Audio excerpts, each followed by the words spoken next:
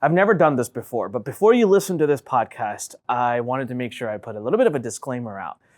This might be one of the most intense podcast episodes I've ever done. It's one of my favorites, but it's real talk. I mean, it's real talk. It's so real that there's actually parts I had to redact. There's parts I had to take out just to be safe and to protect everyone involved. In this episode, we're going to talk about things that are not appropriate for younger audiences. So please make sure and be careful, because there's going to be talks about illegal substances and past lives and just things that people have done to come back up. It's an amazing episode, all right? And it's the longest episode we've ever done here. So all I want you to do is I just want you to make sure, I want you ready. It's intense, it's emotional, and it's got a lot of topics that we don't typically talk about on this podcast. So just make sure your environment is one where you can listen to it. But with that said, all right, and be patient, because we get to some meat about how to generate income, but that's at the end of the episode. The bulk of it is on stuff that we all should be talking much more about, but we don't. Anyways, now that you know, to the episode. What's next? What actually holds the value for a project? And this is when I come into projects as like the advisor, and I say, okay, you guys just have this. What's the utility? What is it going to do? Why, if you were to purchase one of these NFTs today, why is it going to hold its value floor price wise over the next year? And if it's just a profile picture, you and 50 other people are launching one every single day. This is The Fighting Entrepreneur, the podcast dedicated to entrepreneurs looking to change the world. Learn how to start, build, and scale a business in today's highly competitive business environment. Here's your host, The Fighting Entrepreneur, Anik Singal. What's up, you crazy fighting entrepreneurs? Guess who it is? Your favorite person in the whole wide world, Anik Singal, back with another fight. Stepping in the ring with me today is a dear friend of mine. And it's going to be an interesting episode. We're going to talk about addiction, drugs, recovery, going broke, selling off all your stuff, and then coming back and making millions. You know how they say some entrepreneurs who've made millions, then they go broke, and it's like you can count on them making that millions again? Well, we got one of them here today. And what I love about him is that he told me no boundaries. We could talk about anything, which if I was him, I would be scared, because he's a friend of mine, and I know a lot of stuff underneath this, underneath the surface that I'm going to bring up. But we're going to have a really fun conversation today. We're going to talk about real stuff. Guys, listen, a lot of entrepreneurs go through massive stress, go through massive anxiety, and a lot of entrepreneurs turn towards unhealthy habits to support those stresses and anxieties. And I think we do ourselves a disservice by just staring at all the smiling big pictures of big numbers and on Facebook. And I think we do a big disservice by not discussing what a lot of people are going through. All right. And I'm happy to share even some of my personal experiences today throughout this interview. So it's going to be a really, I've been positioning this with my friend as, hey, this is going to be real talk. We're going to do an episode which is just like pure real talk. Now, before we get into it and before I introduce you to our guest, make sure you do the usual stuff us YouTubers ask you to do, like smash that subscribe button, click the thumbs up, leave a comment, tell your grandmother about this episode. Actually, maybe not. This might be not appropriate for grandma. So, but anyways, tell everybody else about it. Make sure if you're on iTunes or any of the other services, please hit subscribe, leave us a great comment, help us get the word out. And anikpodcast.com, A-N-I-K podcast.com to binge listen to all of our other episodes. If you haven't noticed yet, we've kind of changed our style a little bit.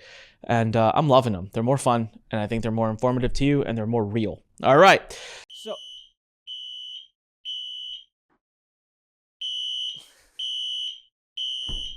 ouch. Whew. All right, and we're back. I said we would do real talk. That was our fire alarm, and they came and said it's not a test. So we all had to walk outside, and we stood outside for 10, 15 minutes. Anyways, we're back. Good old life of, just good old life. We're all good, by the way. It turned out to be a false alarm. Someone tripped something. So the Lurn Center has not burned down, thank God. Dan, I hadn't introduced him yet. So I was talking about the person that we're about to introduce. I met him years and years ago, all right? And so the reason we can have this real talk is because we've become friends over those years. And the joke always has been with him and I is that he's much younger than myself. And so he is my consultant to the youth. I don't understand what half the young people are talking about or doing. So I'll call Dan up and be like, what's this? Dan has stayed at our house. He's friends with my wife. Like we are like friends, okay? So but I've also seen him come out and just conquer things like in a way that I've never seen anyone else do. And so this makes the story we tell today about him even more interesting. Now, he doesn't know this. So by the way, if you haven't figured out who I'm talking about Dan Dasilva. And many of you have probably seen him around. You've heard from him because he's been big in the marketing space. And he did it at a very, very young age. And Dan doesn't know this, but I'm on the record of saying there's two people I know in my life that I find to be the smartest people that can pretty much do absolutely anything that I'm in awe of. And that is Dan's one of them. It's Dan and another friend of mine named Rito. These are two people that if they need to do design, if they need to do content, if they need to code, if they need to, I don't know, anything, they just figure it out. And Dan is a living testament to it because, and I don't want to give away too much of his story, but I actually, one thing I don't know is if he went to college or anything like that. But he came into the world, rocked it out, took over the marketing space, and then some unfortunate things happened in his life that we'll talk about today. But then when he came back, most people would take years to get back. He came back stronger, better, faster, making more money, making millions with NFTs and crypto. So we're going to talk about that in the latter half of this interview as well. It's just exactly how he's doing it. So how he's making money with NFTs, millions, by the way, millions with crypto. So everyone help me welcome to our virtual stage today and into the ring with me, Mr. Dan Dasilva. Dan, what's up, man? Hey, Anik, thanks for having me on, by the way. It's a pleasure, as always. Dan, did you go to college? I didn't go to college, no. I dropped out of high school, actually. I dropped out senior year because I was just super rebellious. And my principal loved me. We built a great relationship over the 4 years. But she was like, okay, listen, you just didn't have the grades to pass this year whatsoever. So you're going to have to either do another half year, I think it was, or that's it. That's your only option, or you drop out. I'm like, yeah, I'll drop out. I was like, this isn't for me. But it's weird because at the same time I was learning about like personal development and self-growth and all that. And it was just an interesting transition from dropping out to the very next year, just kind of like taking over the YouTube space, being the first person to talk about, at the time, e-commerce. It was just a really quick transition. So that's so crazy. I didn't know that. Isn't it nuts, the connection we continue to see between entrepreneurs who drop out and their success? It's like, it's uncanny. And so if anyone doesn't know this, I have, and that's for a separate episode, I have my own views on traditional education, college, all that, and it ain't favorable. So Dan, how old are you today? I'm 26. 26. Gosh, we met when you were what, 20? Younger? Because I couldn't even drink yet. I think 20. That's so crazy. So you've been doing this stuff now for 10 years, 8 years? Since I was 18, 18 and a half. No, it was like a month after I turned 18. So whatever that math equates to, what is that, 8 years? Okay. Yeah, about 8 years. So let's dive right into it. So everyone, just so you know, we're going to talk about kind of some real talk, right? Between what he's done, what he's experienced. And that's very relevant because I'm going to talk to him about the different types of businesses he's launched. He's launched all of them and which ones he's enjoyed the most. But then we're going to come back to, in the closing half of this podcast, what Dan's going to do is I'm going to ask him that if I want to launch a multi-million-dollar NFT launch, he's going to give me a step-by-step process to do that. So this is going to be a really, really awesome interview. Dan, you drop out of high school. A few months later, you said your first success is on YouTube. What the heck had you go to YouTube? Like, walk me through some of your mind and what you're doing at that time. What are your parents saying? Like, you just dropped out of high school. This is like set you up by societal standards to be a complete, failure. What's going on at this time? So, all right. So this is an interesting journey. My parents, and I really have to take you back to really understand where this all started, is that my parents, I have not really a stepdad. He raised me from birth. But I've never met my real father. So my mom and I, through my entire life, and my dad, who I call dad, he was very entrepreneurial. So he started his own business, and my mother had me when she was 17. So like looking at it now, like hindsight, right? It was kids raising a kid.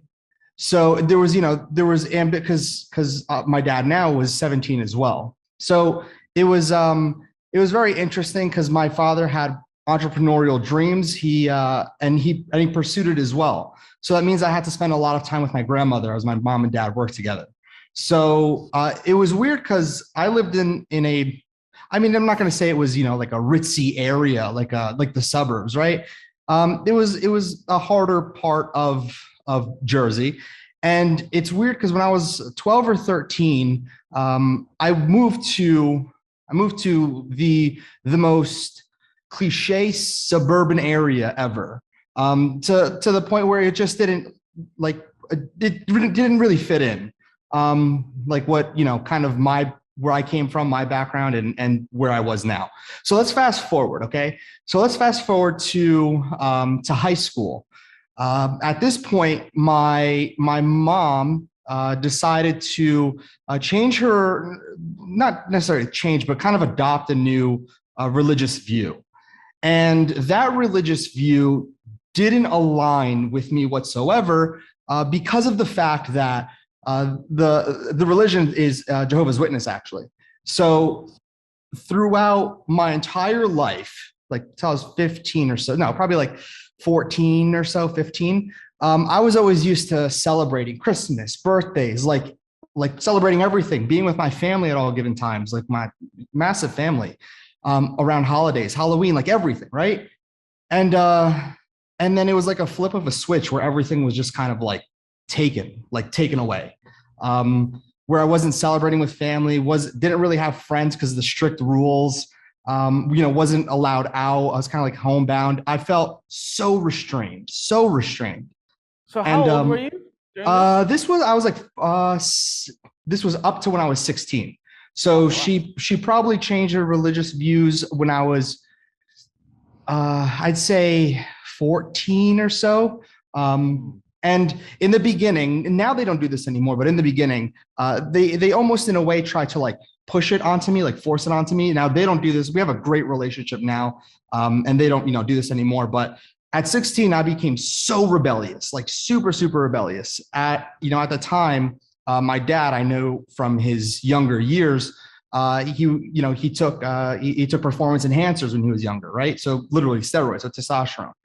So him and I would always get into like, kind of like verbal altercations and whatnot. And we would just get very aggressive. So I was like, you know what? Like, I want to do steroids now. I see everybody in high school, like working out, like progressing. And I'm not doing anything. So I decided to take performance enhancers as well. Man, that sparked, this is the pivotal, like the pinnacle of everything. There was one time my dad and I got into it, and obviously, this whole thing of roid rage is a legit thing. So I remember the cops came and and I just saw red. I was so angry. And long story short, I ended up having to go to a mental hospital. It was either that or juvenile detention center. And basically, my mom was like, okay, send him to the mental hospital then. So I was in this mental hospital, and let me tell you something. It was an experience, but boy, oh boy, you can't take somebody who's that rageful and put them into a room full of individuals like kids, right? That are in that mindset of being in there. The reason why they're in there, right? Yeah. So it just didn't. Long story short, I got in there. One kid really like wouldn't stop talking about like massive scale massacres, and I was just like, I got so frustrated, and I'll never forget his name either. So it was Sebastian. I said, yo, be quiet. And then he kept going. I said, yo, be quiet. And this was probably like 11 p.m. midnight at this time, when I was first admitted. And I was so angry still. I mean, let's fast forward after everything that happened. I ended up in the quiet room, as they say, just a padded room. And that was for like 12 hours, 24 hours. But, I was just like, I really don't belong here. But again, whatever. I came out of the mental hospital. Okay. And this is where things completely. How long were you in there?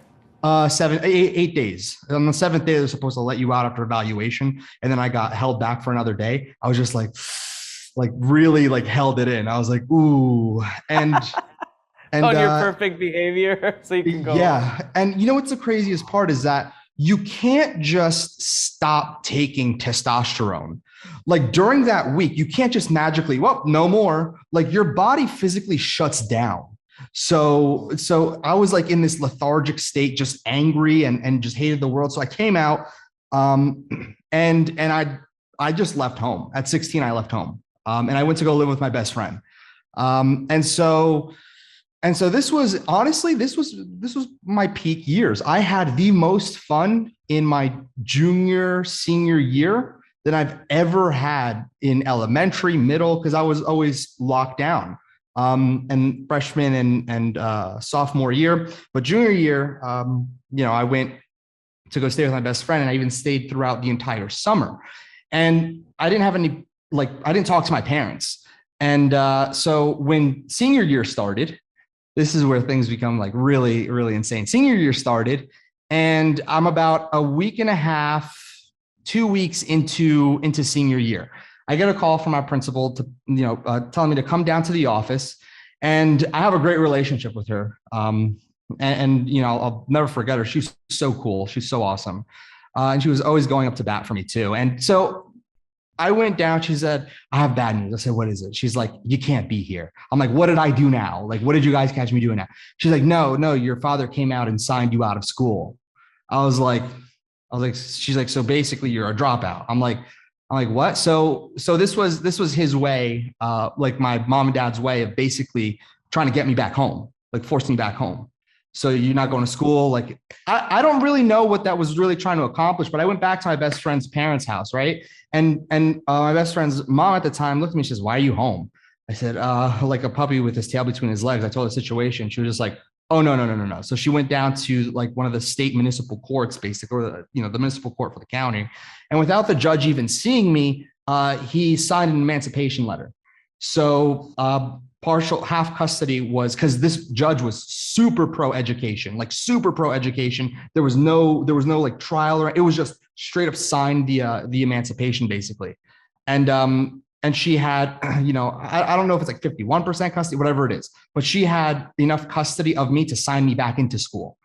So I was like, crazy circumstances. Dude, that's like an angel in your life right there. Like, they don't have to do that. What I was just going to ask you when you said you moved in with your best friend, I was going to say, how did, the parents take that? But it sounds like they were pretty supportive of it. So welcoming. Like they the nicest people on earth. I can't even, and later a situation happened in the summer when I said I was living with them before senior year started. I needed money, right? So what does a 16 and a half, almost 17-year-old kid do? Well, I guess I shouldn't say what they would do. I guess what I would do. I ended up selling weed. And ironically enough, I think this is where I kind of realized that, hey, I might be really good with this entrepreneurial stuff, because I became very big, very fast. So, oh man, there you go. There's a course right there, Dan. So yeah, right. So I became very big, very fast, where the cops were actually I know this now, but the cops were staking out, watching me transact. But I transact, in very strategic ways. So, I'd move around, completely like silently. I wouldn't do drugs. I'd go to parties at that point, but I would never drink. I was the most sober individual you'll ever meet. Like, everyone's always like, why wouldn't you drink? Why? Because the way that I operated was, as long as I can be super focused and super dialed in, I will be good to go. Like, I am good, as I am, whatever. So I grew very, very, very fast, to, to the point where the cops were staking out. And like those detective movies where they're sitting in the car across the street taking pictures, epitome of what happened. So fast forward, I turned 18. Okay. And I think it happened. So I turned my birthday is on December 5th. And so December 7th or 8th, I'm in my, and again, I'm doing this all through, my best friend's parents' house, but I'm sitting on my, I'm sitting at my computer, right? And by the way, just so you know, at this point, I'm transitioning to entrepreneurial. I read Think and Grow Rich. I had the Tony Robbins' new money book that came out. I had a vision board. I was participating on Warrior Form, like all of that. Hold on. So, oh my gosh, sometimes I forget how young. So Money was a very defining book in my life. Money Master the Game. That's it. It just came out. So I remember reading that book. I remember where I was reading that book because I bought it as soon as it came out. So you're telling me while I'm reading that, you're in New Jersey or wherever reading it, but you're selling drugs at that time. Like, this is time I remember. Transitioning away from selling because I was too big to just call it quits. So transitioning away, and this how much were you making? I'm just curious. At the time, a lot, because I don't want to answer that exact, just because I don't want to. I respect that. A decent amount for them to question, hey, look, we know this isn't all the money you have. Where's the money? And me saying, spent it all, and I'll leave it there. But it was here. Let me put it to you. Tough to walk away from. Yeah. Let me put it to you this way. Rather than saying the exact money, I can say that we were at the time, hypothetically, of course, moving pounds if we were going to put it in those terms. But there was an angel watching or something, because Anik, I'm not kidding. Like, I have my Mac that I bought, with that money. I had Think and Grow Rich that I finished reading, like all this. I had a vision board with everything printed out and pasted on there. Like, I was changing. I was trying to, initiate some sort of change.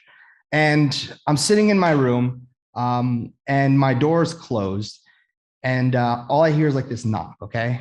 And I thought it was my friend. I was like, oh, I don't want to hang out right now. I was doing something. And then I hear, knock, knock again. And I'm like, bro, I don't want to hang out. And then I hear boom, boom, boom, boom, boom.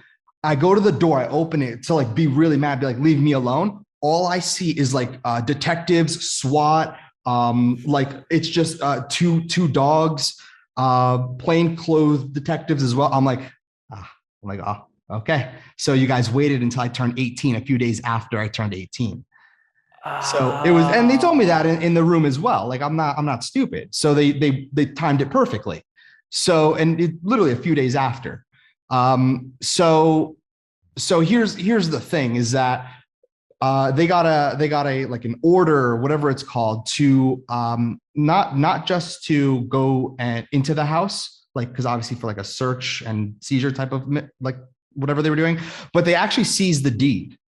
So they seized the entire house. And once I heard that, I said, yep, it was me. They had nothing to do with it. My best friend wasn't involved. Like, I didn't even hesitate.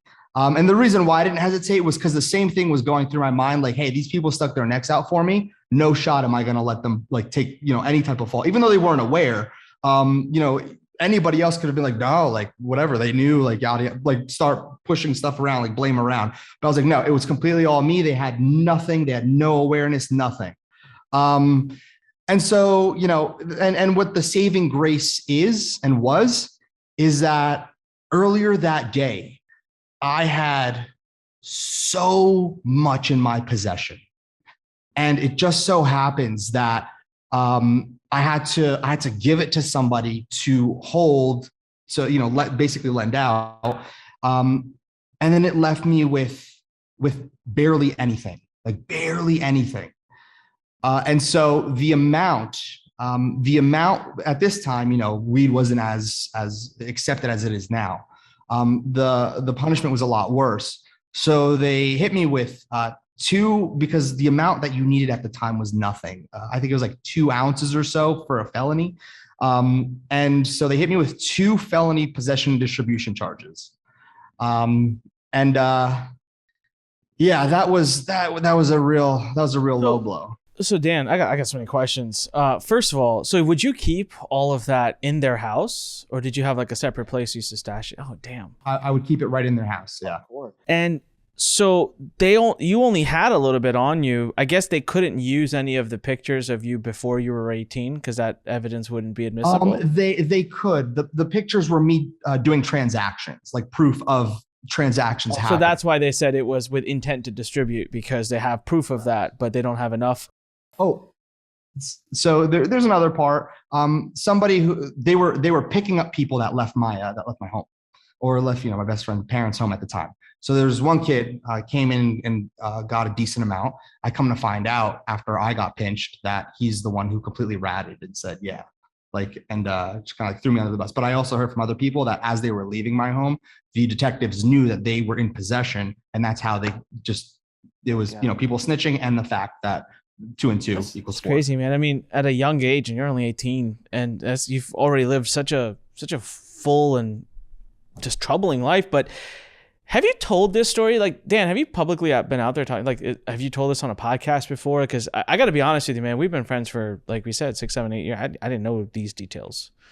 Yeah, I mean, not in this much detail. Because I told you I'd tell you everything. Yeah, no, I mean, it's. Listen, I know, because I saw your recent podcast where you came out to your audience and said, hey, man, this is what I've been going through. I'm sorry. Like, I owe you.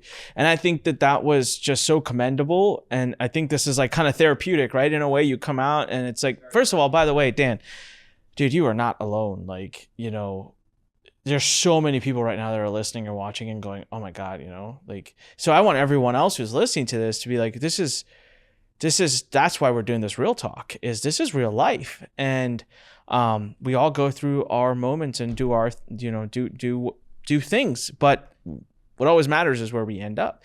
So Dan, all right, so you're 18 now. You've narrowly escaped. Thank God, angels watching over. Did you have to do any? I mean, you didn't have to do any time for that. Like, was it just a fine? So this is where, Anik, I'm going to take like 3 or 4 minutes talking about this, but this is where things get really like interesting. I'm sitting in the town jail, waiting to be transferred over to county jail. And so out of nowhere, one of the cops came in and opens the door and says, "You're free to go." Now, let me tell you something. This is winter in Jersey. As you know, our winters over here get really cold. So this is winter in Jersey. I'm in shorts and a t-shirt. And so the cop opens the jail cell and he says, "You're free to go, but I have a message for you." I'm like, what's the message? He said, "I got a call and your father said you can come home." And I was like my mom and dad, and I haven't talked to them in over a year. Like literally there was no communication. And I had nowhere else to go. So I went home. I mean, so I opened the door and there's my mom, grandma, the girlfriend at the time. Everyone was just so like upset and crying and whatnot. And I went home, and that's when really even telling the story is insane. Within I was 18, within 6 months, 7 months, not even, I lived in my parents' basement. I rebuilt, and at this point, Shopify dropshipping, I was learning it. I opened a store in the same month using Facebook ads, AliExpress. It was 6 figures. I was like, wow. And it was just such, and I attribute a lot to personal growth too, is that transition period and Think and Grow Rich has really been a huge impact for me, but it was just so crazy. So you, in this time, you dropped out of school somewhere in this time. Okay. And so how soon after you drop out of school do you turn to Shopify and e-commerce and all of that? Or you did YouTube first, you said, or what was the secret? So it was Shopify and YouTube at the same time. Because the way that I actually learned a lot was as I was doing it, I would learn, regurgitate the info, and then keep re-recording until I got it right and figured it out. And so that's the biggest way that I learned. So I was doing it simultaneously. But how do you go to Shopify? Like, who introduced you to the world of e-com? I'm assuming drop shipping. Like, what's the connection there? How'd that connect? Ready for this? Some random guy on Warrior Forum in the e-commerce section. That's awesome. I'll never know who it is. Good old Warrior Forum. Yep. Good for you. All right. So your first month, you said that you did Shopify, you hit 6 figures, and that was drop shipping? Yeah. So this is when Facebook had less than, I think it was like 1.2 or something million or 1.9 million advertisers, something like that. Yeah. So this is really like, This is really entrepreneurial success number 2 for you. I mean, if we're just, I say that with caution, but everyone understands the spirit in which I'm saying it. This is the second thing you've done. The first thing, albeit not good, but it was a thing. It's still, it's not easy to do. So, all right. So now you're doing e-com, you're in your parents' basement. By the way, how do you tell your parents that? Because I just want to know what your parents' reaction is. Like, what the hell? This kid was this, and now he's making all this money on e-com. It's my parents always knew that I just had the entrepreneur bone in me, and out of everything ever, my mom has been my biggest advocate ever. She was like, that's why I never pushed you to go back to school or get a GED or anything of the sorts, because she's like, I know you're gonna be fine. You'll figure it out. She's like, you always have. And I was like, yeah, you're right. So now starts your climb number 2. You're doing e-com. This is probably not far from when I met you, because when I met you, you were an active YouTuber. Yeah, you were an active YouTuber, and you were doing e-com. You were all about drop shipping. I don't even know how we met. Was it through Jimmy? It was through Jimmy. Okay, yeah. So now you're climbing the ranks. So how did that climb go? What did you get up to? What were your major success milestones in that? So, okay. Like this, now I'm turning 19, but I've experienced a lot of success. I mean, this is all relative, of course, the word success. At that time I experienced a lot of success that I never thought, listen, giving a kid who's 18 and a half years old, 19 years old, $1 million his first year in business is a relatively interesting thing. I just didn't know what to do with it. So I started traveling. But again, all this is like superficial, right? So I bought the car and here's the thing, I had my license suspended. I didn't even have a real license. It was a provisionary license, and I had to retake a driver's test because it was suspended based on the court order. And I never had a learning car, right? A learning, like a car that, a beater car for your first car, right?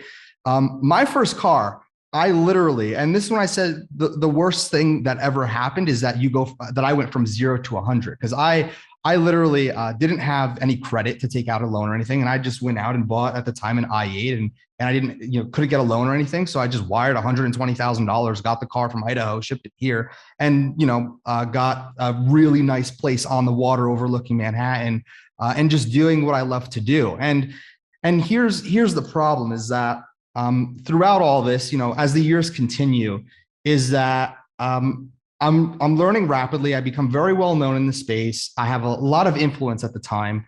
And as time goes by, with learning Shopify and advancing, teaching people courses, all this, YouTube, I became very unfulfilled, where the money stopped being like I would make money when I needed it.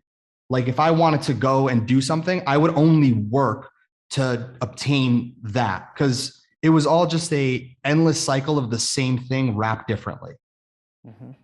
So, the progression was very fast. In I think it was 2018 or something like that, 2019, clocked in like $2.73 million revenue with over 50% margins. So it's like the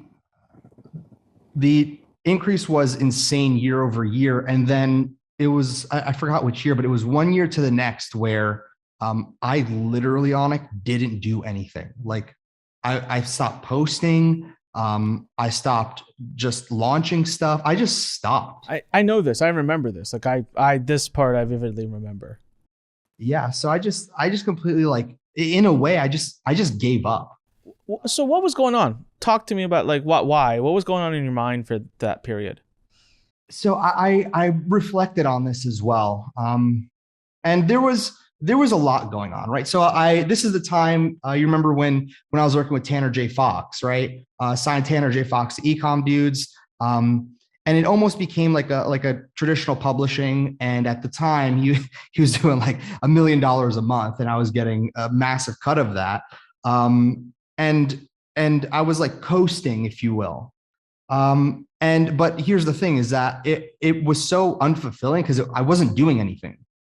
Mm-hmm. So subconsciously reflecting on it, it was just the absolute kind of like a hamster on a wheel, just constantly going around in the same thing. And I felt like I wasn't growing because I was doing the same thing over and over and over again. It would just be launch a store, launch a course, make YouTube videos, rinse and repeat, right? So it was just the same thing over and over and over again, where I just became numb to like making the money. And I, still till this day, I can't really pinpoint. And there was just so many different things that were going on at the time. I was, and I'm so ashamed to say this, but there's certain clubs in the city where I was their biggest spender for like 2 summers straight. And we're talking Manhattan here. It was just, I just got so lost in everything. I just completely lost myself. Personal issues going on at the same time? Did you have a girlfriend? Was there a breakup? Like, was there a trigger that kicked off kind of this downward spiral? I had a girlfriend at the time. And the downward spiral, I really don't know what really triggered the downward spiral, but it just kept going down and down. It's almost like compounding downwards.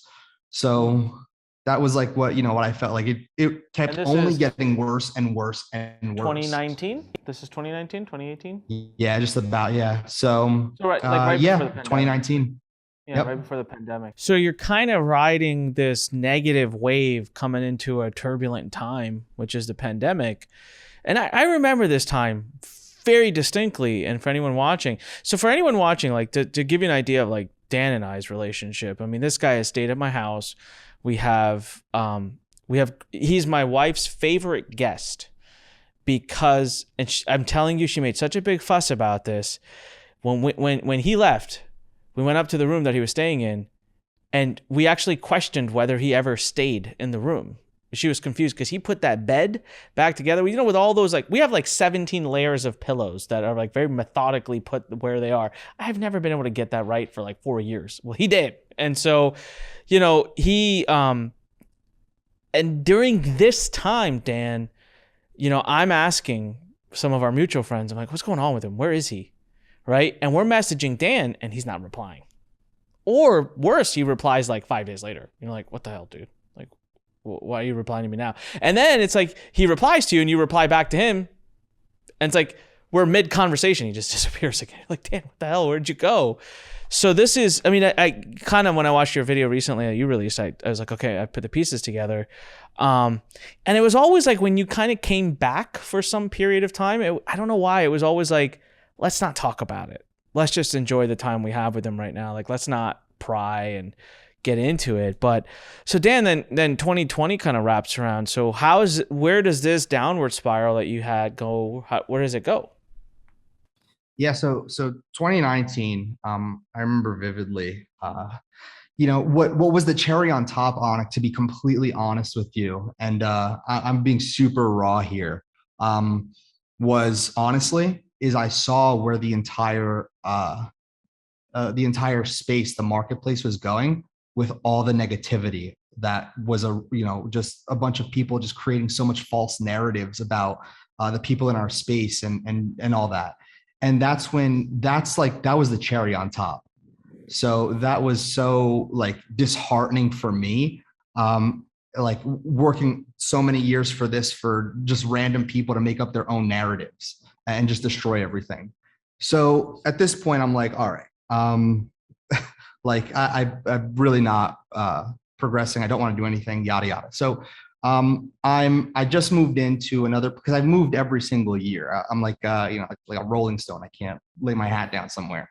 So I moved every single year, and then I moved into this new place. And looking at it now, like I guess where I kept moving was a direct reflection of how life was going, because it was always like a downgrade from where I started. So, and there's nothing wrong with that. So, but again, it's just a reflection, right? So, I don't know. Actually, I do know. And I'm gonna have to really dance around this because I don't want to incriminate anyone. Okay, so we beeped. I know. We said we'll talk. I will summarize for you what was said, but I find it important that we remove certain portion because I just want to protect all parties involved, and I want to keep it general. So I think you guys will appreciate that. I love the fact that Dan's being so real with us, but at the same time, we want to be smart and safe. So here's Dan's conclusion, all right? And here I'll summarize for you. Basically, it was that a series of things happened that led him to a place where he landed on some drugs that are now in his possession. And Dan, I'm assuming you may have started using them is probably where you're going with this. Yeah, it was, it's like one of those things. It was the reverse of out of sight, out of mind. It was insight in mind. And it was there, and it was, copious amount was there. So, at this time, I tested, I dabbled, and then I was like, oh, okay. Like, hey, I can stay up longer and have enough energy to get work done. Like it motivated me. It was like, something that, like was a driving factor. I just kept going. And, I mean, and then I ended up associating it with success because I was up for like days, meaning I could get everything done that I needed, but I was up for days and stuff was getting done. The needle was moving, but looking back at it, at what cost? Yeah. And I remember this part as well very vividly because there's conversations happening behind the scenes where like, guys, Dan's going through this, right? He shows up and he's like, oh my God, let's go take over the world. We will conquer. And then like, Dan, hello, Dan. And we all kind of knew what that was, right? But it's like, we're far away. And you remember how many times I kept trying to say, hey, come hang out. Come over here. Get over here. Come hang out for the weekend. Because I just felt like I needed to confront you about it and talk to you, but I wasn't going to do it over chat. Right. So I was like trying to but this guy, guys, he did not come, hey, you're going to commit when the baby comes. I hope you are going to come by and hang out. We're expecting that. So, but yeah, he didn't come, but we all kind of knew this was going on. And so, all right. So we're, you are unhappy. You're going through ups and downs. Pandemic is happening. It's a tossed up world. That's crazy. I guess you've also at this point started to lose all the money that you had built up. That's starting to go away. Lose it all is an understatement. I mean, it literally flashed in front of my eyes. It just disappeared. I mean, given that business that I was able to build during this time of using and just being so euphoric, it crumbled. It literally crumbled. It was a house of cards. And it put me so back. I had to sell literally everything that I worked so hard to get, and cleared my bank account. Like, Anik, when I say I had negative money, I literally had like negative 1,600 in there. And I use it as a screenshot on my phone, like the background, to remind me, hey, look, you never want to go back to this place. Now, how long ago was this? It's not that long ago. No, it wasn't that long ago. Probably like 7-8 months ago. Sorry, I laugh because I know where this ends, and I'm like, damn, it's so it's so impressive what you've been. Okay, so what is your moment where your eyes open and you go, shit, I need to clean this stuff up? So my dad told me to, like, I forgot. Oh, right. I told Anthony, my best friend. I told him exactly. Is this the same best friend, by the way? Is this the same best friend, like the one that you stayed with?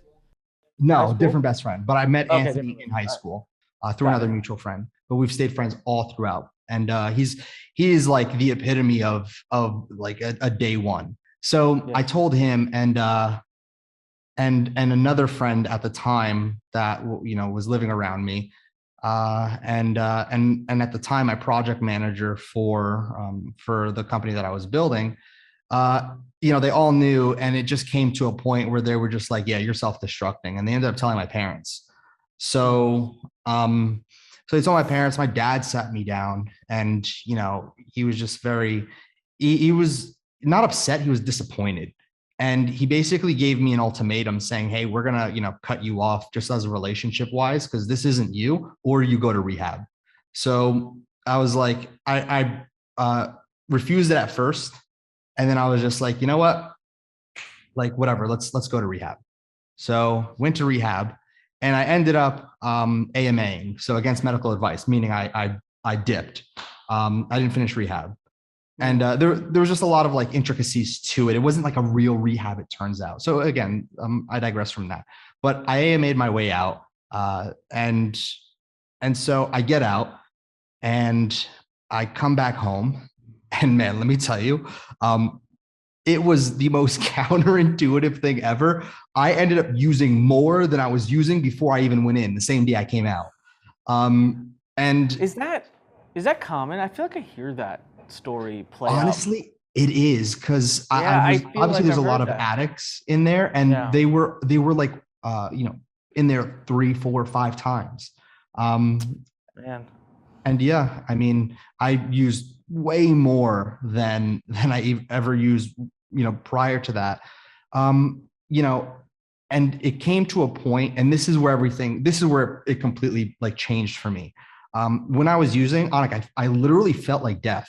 Like I would be in bed. I couldn't breathe because my nose was completely clogged.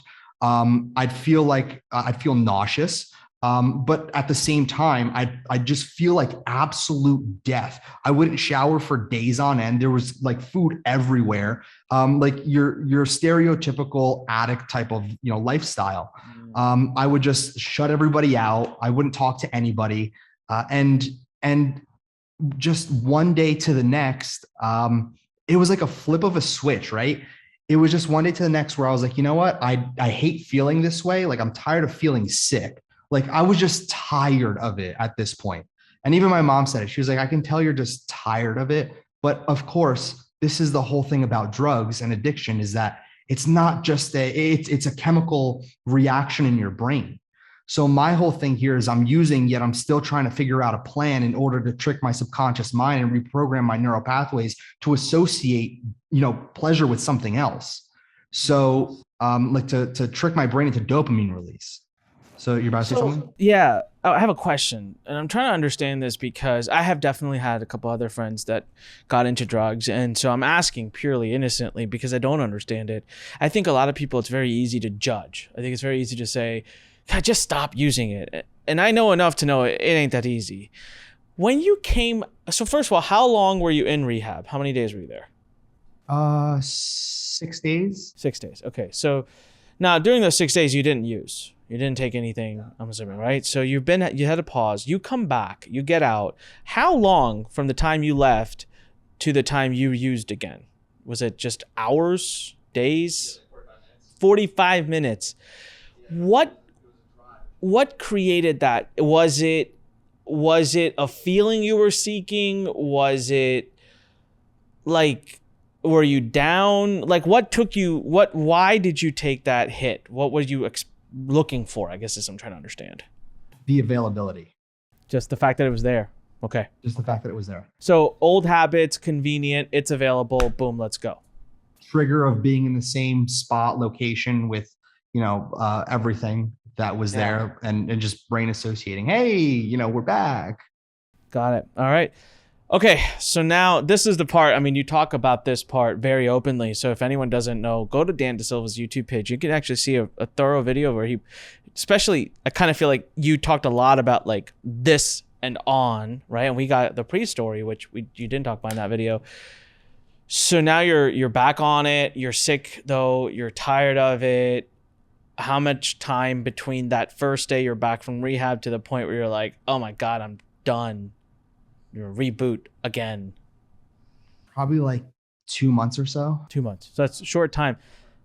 Is it in this time that you find crypto, or is it after you said I'm done that you find your whole love affair of crypto? I was in rehab, and I was in rehab teaching people about crypto. like the house that I was staying at. So I was already ingrained into crypto, and the fact that I was using just kept me up all the time, learning, researching, like etc. There's actually, you know, old videos out on YouTube. If you really dig and try to find it, you can just see like my facial structure. Like I look like an actual skeleton. Like I was pale, like super, super pale. And you could just see it was a clear reflection. You can hear it in my voice, like how nasally I was and I couldn't breathe. And yeah, I mean, it, it went on for a few more months, but it just came to a point, Anik, where I was tired of feeling sick. Like I just couldn't deal with it anymore. I was tired of being tired, meaning I was tired of the 3 days, 4 days up. I just got tired, like just tired of it. Yeah. No, dude, I mean, it sounds exhausting and sounds even more than the physical. Mentally, I cannot imagine the torture you're going through, right? To know that you're about to take a hit of something you're not supposed to, it's going to make you feel like crap. And this is taking you down the wrong path, yet having almost no power over that and continuing to move forward with taking that drug. And then the shame and the embarrassment that probably comes. Like, and by the way, guys, I speak to this, I'm not echoing any judgment on. I've talked to friends and close, and so these are words they've shared with me. So I'm just trying to look for if that's the cycle that's going through, Dan. Is that's part of that exhaustion, correct? And I mean, there's one like key element. You nailed everything on the head, and you missed one crucial thing, is that there's nobody there because everyone pretty much gave up because they saw that, you know, you're not stopping. So, you know, it's like this lonely period. Yeah, man, that's intense. Yet somehow, so first for this, I mean, we could talk about this forever. So first of all, like, I got chills hearing your story. I just want to say thank you for sharing it. I promise you, Dan, and for those of you watching right now, let him know in the comments, because I know for a fact that there are going to eventually be hundreds, if not thousands of people that watch this, that listen to this message and are empowered, because maybe their journey isn't exactly like yours. Maybe there isn't, but there is a down. There is something they're doing. There is possibly an addiction. There's possibly depression. And guess what? We all go through it. Dan was on, you know, someone can look at Dan and say, what the hell's wrong with you? You're making millions of dollars. You're young. You're living it up. You're living in, you know, high-rise buildings, buying i8s and nice cars. What do you got to turn to drugs? It happens. We all do crazy things at crazy times. We are human, right? And if you are having a crazy time or you're having a hard time, the biggest thing I'd love for you to take away from this is the bounce back that we're about to talk about. This kid's kicking ass again. And on your video, Dan, you said, you're like, look, I'm back. I'm sorry. Here's my story, but I ain't completely resolved yet. You said it. You said, I'm still making mistakes. I'm still falling off. And I thought that was the most human thing you said, right? I really want to commend you, first of all, for coming on here, sharing. I didn't know a lot of this, so I almost feel like I owe you an apology as a friend for not even knowing these things. Quite frankly, I never asked. This is the first time I asked, and you were like, okay, here, you know? Don't ask, you know, there's nothing to say. So yeah, no, I hear that. So okay, let's hear more, and then we're gonna go into the bounce back, because it's a killer bounce back. So where are you today? How are you doing? Before we talk about business, like, how are you doing today on the personal side and just kind of life and everything that you've been dealing with? A lot better, a lot better. So one of the things that really helped me, like just initiate change, meaning like staying clean, is that I would have the timer on my phone, right? And what would happen is every single time I would reset it. I would reset the timer and like the stopwatch. So there would be times where I was like 142 hours in, and there was like this urge to use, and I did it. I reset the timer. And I like, if I used again in 30 minutes after, I would reset the timer again. And then it just came to, it came to a point where I was just like, like that's it. Like it's been a few months already. Yeah, I mean, really the hardest part was kind of like telling myself that I really don't need it. Yeah. It was just my brain tricking me into thinking that I needed it. Yeah. So it's not like I needed it to become successful, because I already proved to myself that I could do it at a greater scale before not using than during use. So there was like there's this misconception in my own brain that that I needed it to keep going, when in all retrospect, it was just it was fake energy. Like it was fake energy, it was fake enthusiasm, it was fake everything. And obviously, with all of that, you're gonna experience a super, super, super burnout. Like you are going to burn out really quick, and you're going to become so demotivated. And that's what happened. I mean, I remember just spending like a week and a half, 2 weeks in bed. I didn't get out of bed. Like literally, I'd order Uber Eats, I'd walk my dogs, and that's it. And for me, I guess I'll end this here. Is my like I broke down so many times while using, and even thinking about it now, it's really upsetting. Is the the dogs were the ones who really suffered the most, because there were days where I wouldn't walk them for like a day and a half, and I wouldn't feed them because I was out cold, for a day and a half, 2 days, and I could, it's really upsetting to me, because it really just wasn't their fault, so. No. Man, heavy stuff. It's a lot to take in. Honestly, I didn't, and it's heavy on me too, because I didn't know the details. I didn't know the extent of the details. I just, okay, I heard your story. I thought, took some drugs, and but hey man, listen, always here for you. We love you. I love you. Always like a little brother, and always got your back. And I think the big lesson I'm walking away from with this is, and the lesson I want everyone else who's watching this to walk away with is, damn guys, ask questions. Like I just never asked Dan. This is the first time I asked Dan. I guess I never felt like I was close enough maybe. And then when he came out with his video, I was like, hey, I can ask now. But I just didn't know how deep the story was. Like, I mean, we had to bleep out a part of the story today, right? Because I was like, no, I can't.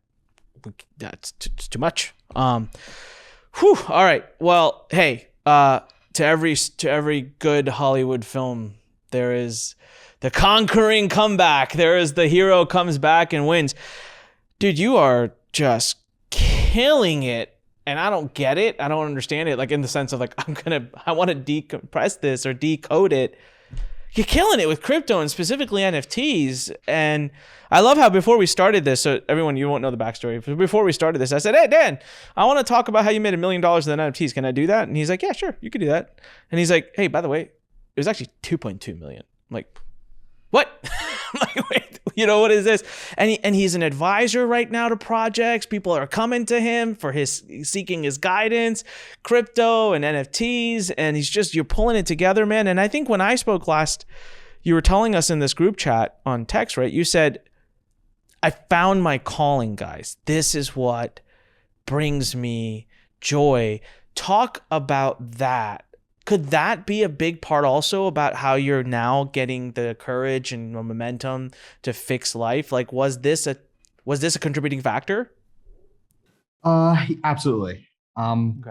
So, even use like the time when I was using and into crypto, I would have to say that the enjoyment was because I just thoroughly enjoy looking at different protocols, different projects, looking at, different NFTs that are launching. It's very fun because it comes back to the fact that it's very, like, I just don't like the idea of being constrained, like in a box, if you will.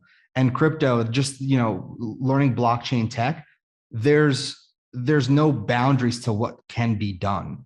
So for me, I just love the simple thought that, hey, I'm not tied down to having to follow this one model, because there's ideas and different things that can be done. The only thing that can't be done is what you can't imagine. And somebody told me that a while ago, is that, I asked the developer, I said, well, what can't be done in a smart contract? He's like, well, what can't you imagine? I was like, what do you mean? He's like, you can do anything. It's just your imagination is the only thing that it won't let you do yourself. I was like, yeah. I was like, I really like that. Yeah, it's amazing. So with crypto, do you trade it? Do you buy, sell, day trade it? Do you buy, hold? Do you, what's your crypto strategy? And then we're going to flip to NFTs. But like with crypto, what is it that you enjoy about it?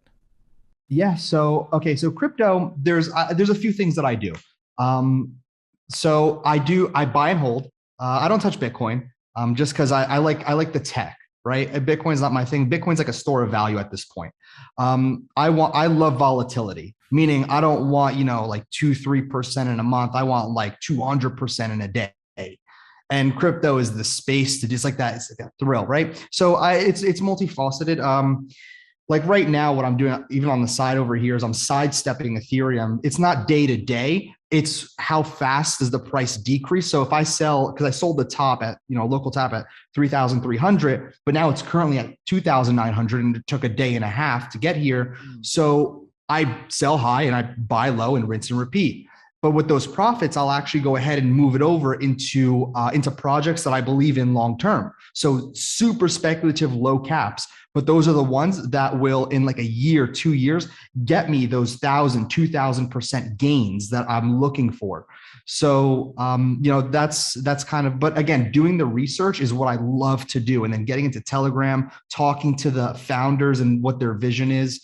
Because it's just so fun to connect with thought leaders and different individuals in any single space that the realm is untapped, basically, that they can do whatever they want. So yeah, it's crazy because there is no norms. Everyone's creating the norms, like you said, and there's different types of crypto, right? And it just so happens to be that you and I happen to actually fall in love with the same. Like I am betting on DeFi.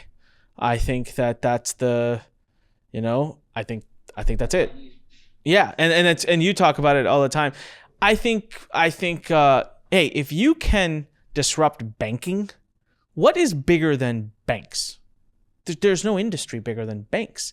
So I'm with you on that, right? But there's all these segments, right? People have storage value. You could have crypto gaming. You have, there's so many utilities for it.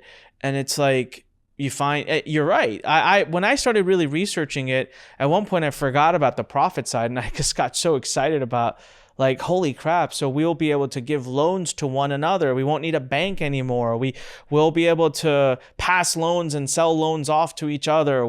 And that's when like NFTs come into place, because there's a contract that you're, holding and owning. And it's fun. So for anyone who hasn't gotten into, forget the tech, forget the money, forget what it does, just go, because I love the people that are like, crypto's going to die. Anyone who says cryptos and NFTs are going to die, I just know right off this, right then there, you have not actually researched what they do, because they're not going to die. What they do is absolutely vital for our existence in the future. It's just not going to happen. They're not going to die. Heck, Facebook, I'm not a fan of the company. I don't care for them. I'm being pretty honest about this. But the fact that they changed their name to Meta, if that doesn't tell you what you need to hear, then that's it. So Dan, all right.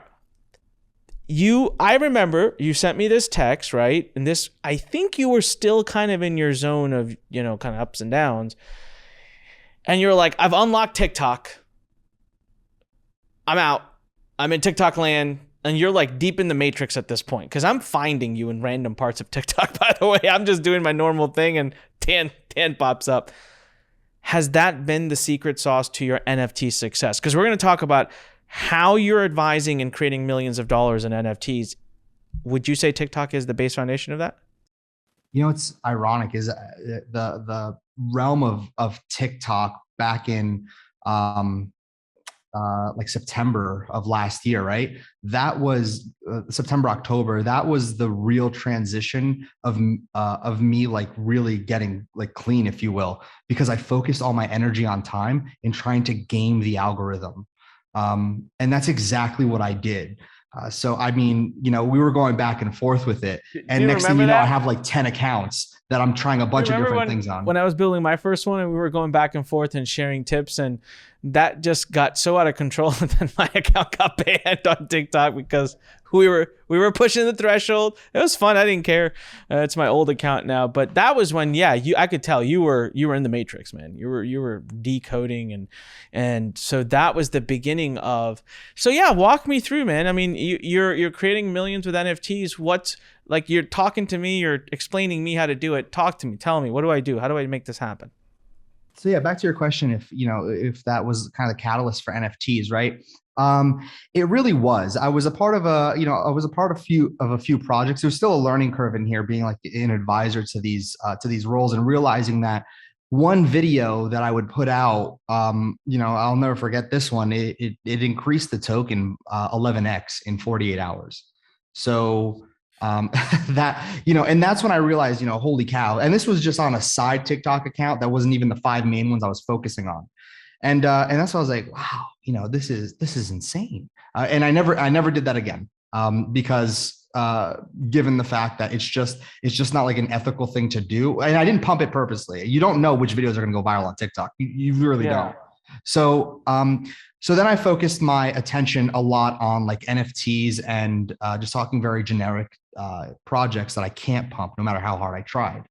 And so, what I realized was I was creating this NFT content of projects that I was personally looking into, getting into, how I was flipping them, et cetera, right?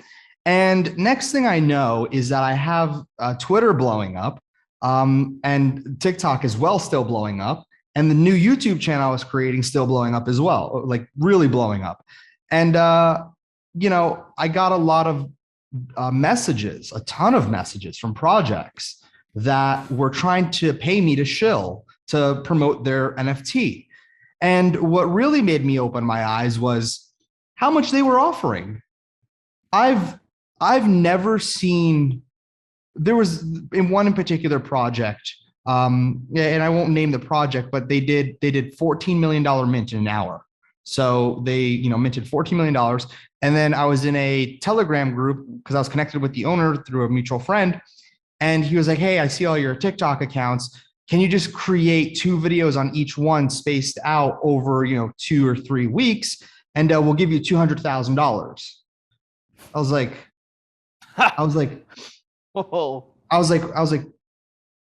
come again? I was like, what do you want in exchange for 200,000? Because at this point, in 28 days, I can see my analytics across all the accounts. In just 5 of the accounts, it was over 30 million views on these, 60-second videos. So, people were seeing me, and I didn't take it. I didn't take it whatsoever.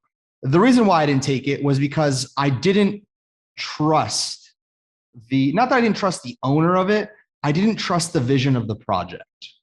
And I didn't want to be that guy who just keeps on shilling stuff because he's getting paid for it, or I'm going to be, those traditional, really big YouTubers that now get 1/10 of the views they used to get because all they did was accept paid ads, like paid promotions. So I didn't want to become a sellout, but I still wanted, to reap the benefits of being in the space and taking the marketing knowledge that I've garnered over, years, bringing it in. So rather than that, I started brokering deals, behind the scenes of these projects, to go ahead and basically become part of the teams.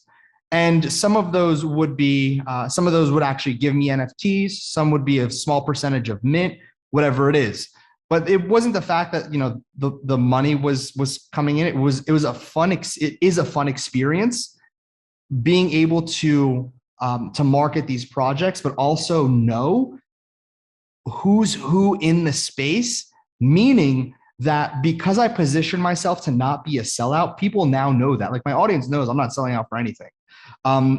As a matter of fact, I grew the TikTok accounts calling out scams. Like, it was literally called Crypto Crime Stopper. And those videos get millions of views, me calling out scams, and the audience would come and attack me. But I had a core audience, and have a core audience that would attack them back. And it just so happens everything I called a scam became a scam. So, it's kind of what I vouched to, is not to sell out, whether it was, these tokens or these NFTs. And everybody started, picking up on that. And I got put into these secret groups, these whale groups, right? Where it was the founders of projects and it was like these inner circles. And I knew, and I, knew and know what's going on. And there was a recent situation that, that happened, and I was in that whale group and they kicked out the people that basically scammed. And, but I watched from afar. I don't engage. So, cause again, I don't want to be implicated with what they're doing, but I like to be in the know. So I like to know what's going on. So, so I can make sure I veer away from that, forever talking about it to my audience, but not burning bridges and not really, throwing, kind of adding gasoline to a fire when I don't need to. So going back a little bit, so basically the crux of your success with NFTs, by the way, if anyone's wondering, when he says mint, it's a big word in NFTs. So basically that's when you create from scratch, you basically give money and it buying. Yeah. It's basically, and you get so when a new project launches, they might have, they say how many are being minted, right? What's the number that they'll sell to kick off that project? So to me, it sounds like the crux, like the foundation of your success with NFTs has been that you became influential quickly, right? So you have an audience and now you have influence over said audience. And so this is true for anyone in anything, guys, right? Like, I mean, if you become influential in any space, you will get money. It just so happens to be that in NFTs, that money is much bigger right now. In crypto and NFTs, people are giving out a lot bigger money. So so that TikTok was a big part of that. Let's break that down just a little bit. How did you have 10 accounts you mentioned a few times. Why do you have multiple accounts, and are you the face on all these accounts? Like, is it like still you're not hiding your face? It's still like camera on, Dan's on. So why not just do it all on one account? What's with the 10 accounts? Because I wanted to test a lot of different aspects. Meaning, like, I'll give you an example, right? What I would do is I'd go buy Google Voice accounts. I bought like a bunch of Google Voice accounts, and I would sign up to. First off, I tested signing up via email and signing up via phone number. Phone number has more weight because it's more trusted, so you get pushed a lot faster than if you're using email. Another thing is that if like I would just test everything. I would test hashtags and how many hashtags to use. I would also test using hashtags in the actual sentence, meaning it wasn't just a video with random hashtags. It was the description would be, do you love hashtag Bitcoin as much as I do in the hashtag crypto space? So it would be, the hashtags would be interlocked in there rather than just randomly jumbled at the end. Those videos would perform better. I would test out a business account versus a personal account. Personal accounts, you can use music. Business account, you can't because of copyright. So personal with the music, sure. Like, given there's some weight there that some videos would go viral. However, the business accounts, you can have a link in there. You can have a link, you can have a full bio, and those accounts give you full analytics and breakdowns. Those accounts are more valuable. And there was just so many different things. Like, if I change the link in my bio, I might be shadow banned for 24 hours, or even my profile picture, I might be shadow banned for 48 hours. And every time I kept getting shadow banned, I keep creating a new account. So I learned what not to do and what to do. And I literally have an entire Google Doc of the exact strategy. I've given it to different friends that have just blown up on TikTok as well, following the same exact thing. So that's and each TikTok account was me, like a video of me. I had, a very specific video style. I would test out a lot of different video angles because TikTok, what we've come to find out is it's all about angles. It's all about angles. So I figured out what works. And it's so funny because there would be a bunch of comments saying, bro, how many accounts do you have? Or I blocked this guy so many times. How does he keep appearing? I got those a lot. But the concept of it came from this kid that I saw.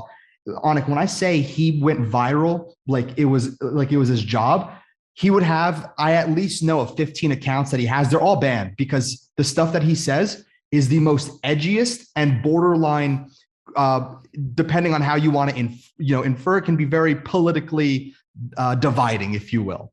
And so it wasn't politics driven. It was just like words that he would use to a certain demographic that you shouldn't say if you're white, type of thing, but he would never say it. It would just cut off, those type of edgy videos.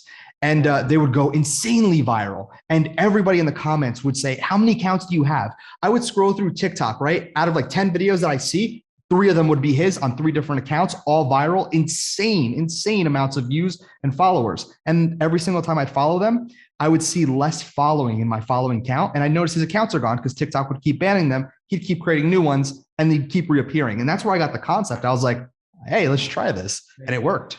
Before we started this podcast, you guys remember how I said there's 2 people basically that I say are so freaking brilliant?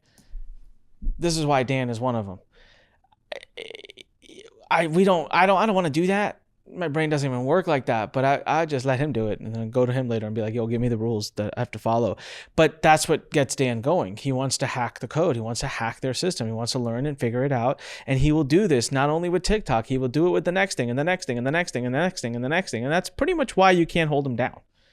He's just going to bounce right back up because he'll hack his way right back up to the top.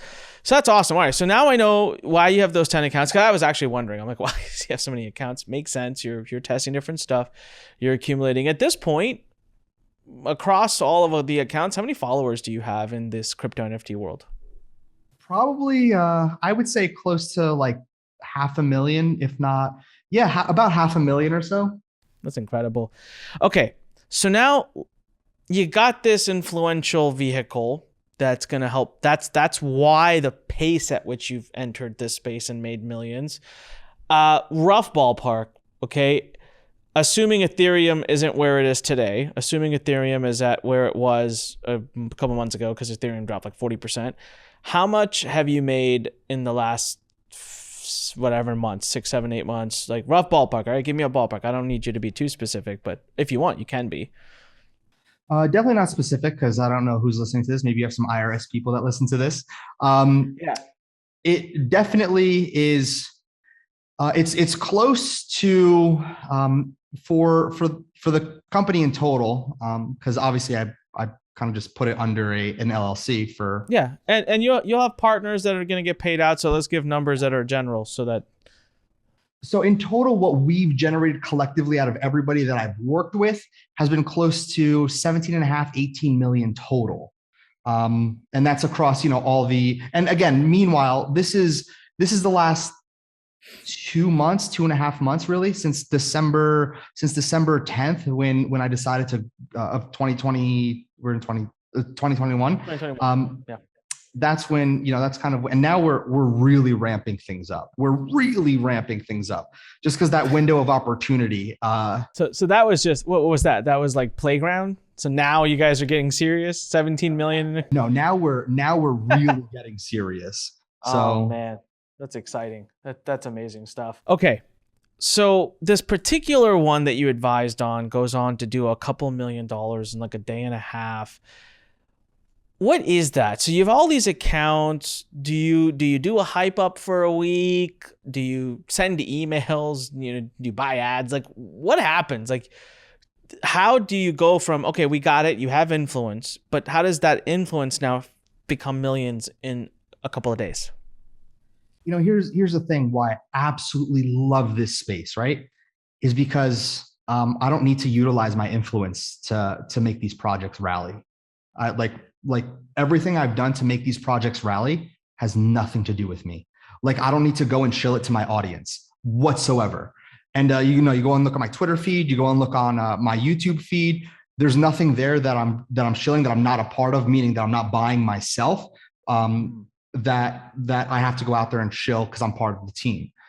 Anik, I can't explain why. This is the reason why I love it, because I don't need to be the face in a funnel. I don't need to be a face, doing paid ads and everyone's looking at me like, oh, look at this guy, like, tossing around insane terms. I can be in the background very nonchalantly pulling the strings, and there's layers to this, right? And actually, props to you because I learned a lot from you when you told me about a certain strategy that you use for email, and I take the same philosophy. Is start big and start working narrow. Like, you have this topic, it could be like big opportunity. And then that opportunity, like the triangle that you showed, it just leads down to, or I guess it works up to that like one main point, but it starts really big. And so my whole thing here is we take a look at the entire NFT marketplace as totality, and we need to understand where it's going. So meaning that CryptoPunks, Bored Ape Yacht Club, the PFP is the profile picture art collection based projects. They're 1 in a million. Those are lottery projects, right? So what does that mean for everything else that's trying to compete as a PFP, just art? That means that they're all going to eventually die out. So nothing will last that long, like CryptoPunks or Bored Apes. So what's next? What actually holds the value for a project? And this is when I come into projects as like the advisor, and I say, okay, you guys just have this. What's the utility? What is it going to do? Why, if you were to purchase one of these NFTs today, why is it going to hold its value floor price wise over the next year? And if it's just a profile picture, you and 50 other people are launching one every single day. So what makes it valuable? And then what I do is I sit there with the team and I strategize where the market's going and what to do at the current time for this project in order to future pace to where the market's going to be. So what I really like to do is I like to be on advisory boards for DeFi NFT integrations. So because DeFi is only going to keep getting bigger, because at the end of the day, people want to preserve their wealth and make more money. So, we take a look at the landscape and we see that crypto gaming is massive. The metaverse is massive. But here's what we need to consider is that it'll never be as big as people wanting to control their finances. Like money just rules everything. So yes, it's going to come in a wave where the metaverse and crypto gaming is the thing right now, which is what I advise a lot of projects. If you guys want to integrate into a crypto gaming play to earn type of thing, you can, but it's going to have its life cycle. It's going to die a lot faster than something that's going to be around for so fast. Crypto gaming, gaming NFTs are dying faster than anything I've ever seen. Hell, I think profile picture NFTs are lasting longer than some of these gaming ones. But sorry, you were saying, so DeFi. So I'm having a hard time. Give me an example. Like here's an NFT. How does NFT impact DeFi? It doesn't have to be one you've done. Just give me any example. Yeah. So one that I saw that I really, really like, that I've also talked about, it's called Monks, right? And the reason why I really like it is because the simple aspect of a DAO, so a decentralized autonomous organization, right? And again, this probably go over a lot of people's heads, but that's what the protocol is called. And what you do is traditionally you get like a cryptocurrency coin from that protocol, you stake it. And when you stake it, that means you basically give it back to the protocol and say, hey, hold this, but give me interest on it. So they hold the token in their protocol and then they give you what's known as rebases. So rebase is just a token that kind of pays you out rewards like APY or APR, whatever you want to call it. So, what's interesting is that APY is heavily determined on something known as an oracle. Now I know it's getting really advanced, but let me just kind of tie this all together. Is that the APY is traditionally, it fluctuates, but it doesn't fluctuate a lot. So in one case, one project like Wonderland, which is on Avalanche, it was at the whole marketing angle was that it was 80,000% APY, right? Yeah. 80,000% APY. But here's the thing, everybody knows that it's so unsustainable. Like it's extremely unsustainable. So, and there's a whole reason why that project imploded. But again, that was the marketing angle of what an APY is. Now, if you have something more realistic, okay, let's just say, I don't know, like 70, 80% APY, given realistic, we're going to put that in quotes, right? Because that is, 0.5% for a savings account is realistic. So, what happens if you're able to figure out inside of the protocol how to integrate, if you buy this NFT, right? You put it into this platform that you're staking for, let's just say 50% APY on the token. However, if you stake the NFT, meaning you lend them your NFT into this protocol, the NFT acts as liquidity, right? But you can withdraw that liquidity whenever you want. However, because you're simply providing that liquidity to them in a form of an NFT, they're going to boost your APY. So rather than 50%, they might give you 60%. But here's the thing. Let me tie this all back to you, right? If there's only 2,500 of those NFTs and there's 1 million plus people participating in the DeFi space, and let's just say there's 100,000 people in this particular project that's paying 50%. If you're one of the 2,500 people that get an extra 10% for holding this NFT, becomes supply and demand, right? Yeah, So somebody who wants to make an extra 100K based on the initial capital that they invest, how much is it worth to them to buy this NFT from somebody else? Yeah. That's utility. That I understood like 75% of it, but I think I can get everyone else who was like, what the heck just happened? By the way, yes, this effect happens many times when you talk to Dan Dasilva, just so you guys understand. I have lived through it multiple times. The first time he tried to explain to me how to use YouTube, first time he tried to explain to me how to do Shopify, I would just be like, what? This time I almost kept up because I have been studying this. So I'll simplify for everybody. There's a place that when you put money there, they give you really high returns per year on that money. But if you purchase this NFT and you tie it together with your money and then you put the money there, they just give you a lot higher interest rate. So this NFT is like a turbo boost to your interest rate. So it has a monetary value because with that, your interest rate goes up. But imagine the more money you put in, the more that extra interest rate is worth to you. So the marketplace will keep increasing the value of these because people who are putting more and more money in are going to say, hey, that NFT is worth even more to me. I'll pay this much for it because that 10% is even higher for me. Hence giving that NFT long-term leverage and long-term like life cycle. So, okay. But I have a question. So we got into the technicalities of it. And by the way, we're kind of coming to a close here. But Dan, someone still had to develop the hype for it, right? Let's say you are sitting around with a bunch of people, you're on their team, and you come up with this cool NFT idea. We're launching this. But are you part of that team that gets that message out saying, hey guys, we have this? Okay, so you are still using your influence, but you're saying, hey, influence comes secondary or tertiary to the fact that first we need a killer project. So no, I'm not using my influence. What we're doing is we're using funds because a lot of these projects already launched something one time that come to me, right? So we use the funds that they have already. It's again, some of the funds are like $7-8 million sometimes. It's crazy. So the amount that can invest is absolutely insane. But remember in the beginning when I said that project that did 14 million in an hour and a half came to me and offered me 200,000, right? Yeah. Now, the only reason I even got that high of an offer because all the clout and how I was connected with him through a mutual friend. But here's the thing. Since a lot of the NFT stuff happens on Twitter, a lot of it happens on Twitter. I'd say like 70% of it is Twitter driven. There's so many Twitter accounts out there. They're called NFT promoters, right?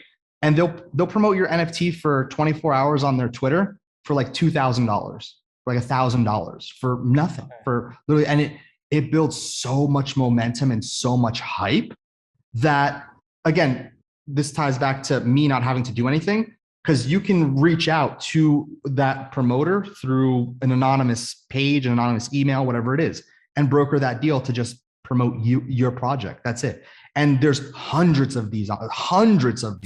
So you come up with a good project and you're just using these existing marketing channels to put the word out. So your TikTok channels, you're just doing content. You're not really monetizing. No, I let them all die. I don't even do anything with them anymore. I just wanted to test it. Oh, they're dead. They're gone. You're not doing anything. I haven't created a video in them in like a month and a half. I have one, but I barely create content on it. I just wanted to test it and see how it works. Oh, so basically that got you into the industry though, into the know-hows, and now you're in, and now your biggest role is a project says, hey, we've got an idea. You come in and say, all right, I'm going to make it utility. Like you have an idea, now we're going to firm it up. We're going to get it so that it's got that long-term potential. And now, boom, I have a marketing engine. There's all these places that we can give money and they already have the money. You come into a project that's already got existing capital. They're just a little bit like, we got tech. We think we got utility. Dan, come in and you say, all right, move aside, fix up this utility, make sure this is plugged in here, code this here, and then voila, here's all my people that I know can spread the message about this, give them X amount of money, sit back, launch your NFT. And, it's basically like launching a business, right? You come in and you're the guy that has all the contacts. You come in, you put all the pieces together, build the team, call your contacts, do all of our PR for us, get the message out. Boom, business is launched, publicly listed. Move on. You know what they call those? Agencies. Agencies. So these are the people. So you're going to go to these agencies and say, hey, we got a great project. Do your thing. it's crazy because I mentioned this to it, and that's the next venture that we're currently embarking on. It's a blue ocean. There are no agencies that, because Facebook recently allowed cryptocurrency offers to be ran on their platform again, right? Yeah. Only some projects are utilizing Facebook ads, but there's a bunch that aren't, and it's a blue ocean. Nobody's tapping into it. That's incredible, dude. We could keep going. We'll have you back. I definitely want to have you back. I want to know what it looks like to do 17 million in 2 months that you said, and now you said, oh, but now we're getting serious. It's like, well, I want to know what 2 months of serious looks like. So we'll have you back, dude. This has been by far, I think, the longest episode I've ever done for this podcast, which is 250 plus episodes in 3-4 years. I don't know how long. So, but I think, no, I don't think, I know this is the most real episode that we have done ever on this podcast. And I hope to do many more of them, but it took a brave soul like you to be the first one to come on. Thank you for being so real. Thank you for telling it like it is. And if you guys are watching, please leave them a thank you in the comments. If you're on YouTube, it's not easy to unveil and put yourself out there like that. So Dan, really, I commend you for it, and thanks and congrats on all the huge success. Hopefully you'll be back. But yeah, any closing words for our listeners? I'll leave it to you to. Yeah, I mean, listen, the thing about rock bottom is that there's nowhere else to go except up, because you're already at rock bottom. And and the last thing on the side of success is that it's not the fact that I'm not like special or gifted or anything. The only differentiating factor is I'm willing to obsess about something, that I'm willing to go all in and have absolutely no remorse if it implodes in my face, but I know not to do it again, and I know what doesn't work. So it's just tapping into the unknown. Amazing stuff. Well, listen, everyone, make sure you go to onikpodcast.com. Make sure you click subscribe, click like, do all those fun things. It's been an amazing episode. We'll keep bringing more to you. Thanks, Dan, and thank you for listening. And when life pushes you, stand straight, smile, push it the heck back. I'll see you on the next one. Bye. Thanks for listening to The Fighting Entrepreneur with your host, Anik Singal.